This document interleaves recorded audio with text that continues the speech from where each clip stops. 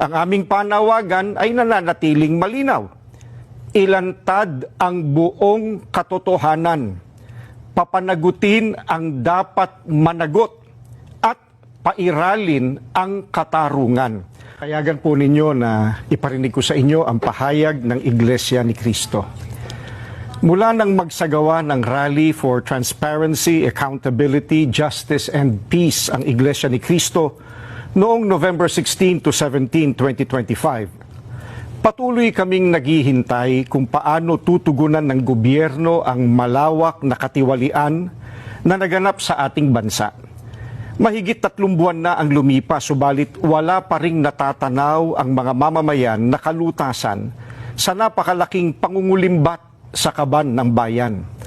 At sa halip ng mga salarin ang hanapin at usigin, ay ang mga nagbibigay ng impormasyon at tumitestigo laban sa kanila ang kinakasuhan at ginigipit. Kung kaya't hanggang ngayon ay hindi pa natutunton ang sinasabing mahigit na 1 trilyong piso na inilaan sa mga flood control projects at iba pang pagawaing bayan. Sapagkat ang hinahanap ng mga dapat mag-imbestiga ay ang mga pangyayaring maaaring magamit para mailihis sa iba't ibang issue ang problemang ito. Hinihintay ng mga Pilipino ang sinasabi ng Senate Blue Ribbon Committee Chairman na we will go where the evidence lead us.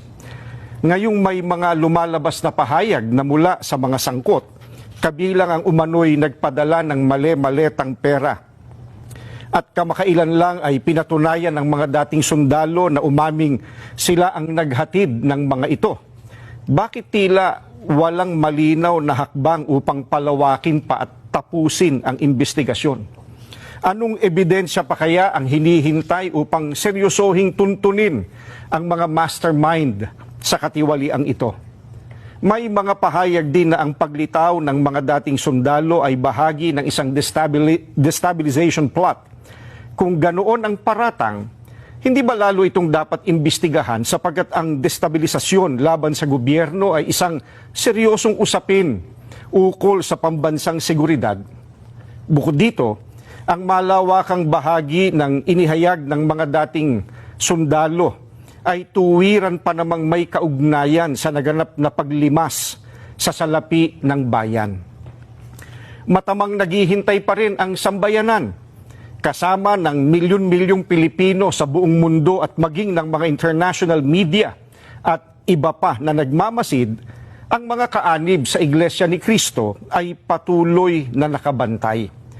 Maling isipin na nalilimutan na ng mga Pilipino ang isyong ito sapagkat ang pondong pinag-uusapan ay mula sa buwis at pawis ng mga mamamayan. Ang aming panawagan ay nananatiling malinaw. Ilantad ang buong katotohanan. Papanagutin ang dapat managot at pairalin ang katarungan upang maibalik ang tiwala ng bayan at maitaguyod ang tunay at pangmatagalang kapayapaan at pagsulong ng Pilipinas.